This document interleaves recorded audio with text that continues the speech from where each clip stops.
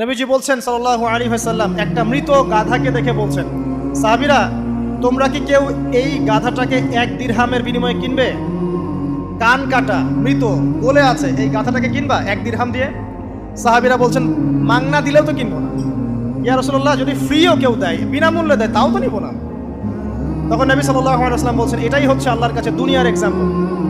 ওই মৃত গাধা তোমাদের কাছে যতটা না ইম্পর্টেন্ট, যতটুকু মূল্য রাখে, আল্লাহর কাছে এই দুনিয়া তার চেয়েও কম মূল্য রাখে। তো এই দুনিয়াতে তো সব ফয়সালা হবে না। আমরা তো হতাশ হয়ে যাই না যে দুনিয়াতে এমন কেন, এটা কেন, ওইটা কেন। দুনিয়া এটারই জায়গা। দুনিয়া সব কিছুর কনক্লুশনের জায়গা না, সব কিছুর পরিসমাপ্তির জায়গা হচ্ছে কিয়ামতের মাঠ। ওই দিন যে সফল সে সফল, যে ব্যর্থ সে ব্যর্থ। দুনিয়ার বাড়ি গাড়ি, স্ট্যাটাস, চাকরি বাকরি, ইজ্জত সম্মান, এটা সাফল্য ব্যর্থতার মানদণ্ড নয়, চূড়ান্ত মানদণ্ড নয়। চূড়ান্ত মানদণ্ড কি? ফামান যুহজিহা আনিন নার ওয়া উদখিলাল জান্নাহ ফাকাদ ফাজ। যাকে জাহান্নাম থেকে বাঁচানো হবে, জান্নাতে প্রবেশ করানো হবে, পুলসিরাত পার হতে পারবে, এই একমাত্র ব্যক্তি সফল।